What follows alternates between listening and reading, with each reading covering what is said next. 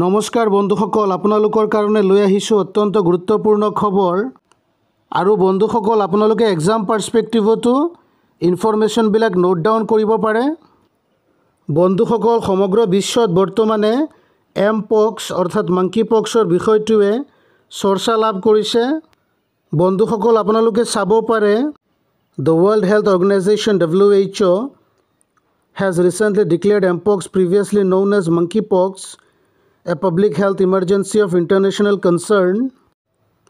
This decision follows a notable increase in cases, especially across Africa. However, Indian authorities report that the risk of a significant mpox outbreak within the country remains very low.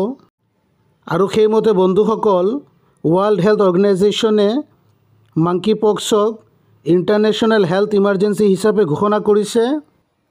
আৰু বন্ধুসকল, Africa মহাদেশত মাংকিপক্সৰ কেছবিলাক বাঢ়ি যোৱাৰ ফলত ইয়াক international health emergency হিচাপে ঘোষণা কৰা হৈছে। আৰু বন্ধুসকল, ভাৰতীয় হেল্থ অথৰিটিজসকলে ইণ্ডিয়াত আউটব্ৰেক হোৱাৰ সম্ভাৱনা অত্যন্ত কম বুলি ইতিমধ্যে জনাইছে। এতিয়া বন্ধুসকল, এমপক্সৰ বৰ্তমান অৱস্থা কেনেকুৱা ভাৰতত সেইটো বিষয়ত আমি জানি লওঁ আহক।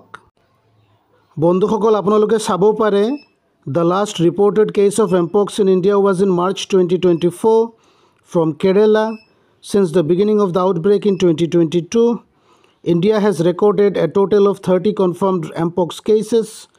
According to PTI, an official sources said, at the moment the risk of a surge in monkeypox infection is very low in India and there is no need to panic. আৰু সেইমতে বন্ধুসকল, লাষ্ট এমপক্স ৰিলেটেড কেছটো কেৰালাৰ পৰা ওলাইছিল March 2024। আৰু বন্ধুসকল, 2022 চনৰ পৰা এতিয়ালৈকে ইণ্ডিয়াত টোটেল 30টা কেছ ৰেকৰ্ড হৈছে। আৰু বন্ধুসকল, ভাৰতৰ নিউজ এজেঞ্চি PTIৰ মতে ভাৰতত মাংকিপক্স ইনফেকশ্যন হোৱাৰ পচিবিলিটি বহুতেই কম, আৰু সেয়েহে ইয়াক লৈ কোনো ধৰণৰ পেনিক কৰাৰ কোনো কাৰণ নাই। We hope this video was informative and helpful. Thanks for watching the video.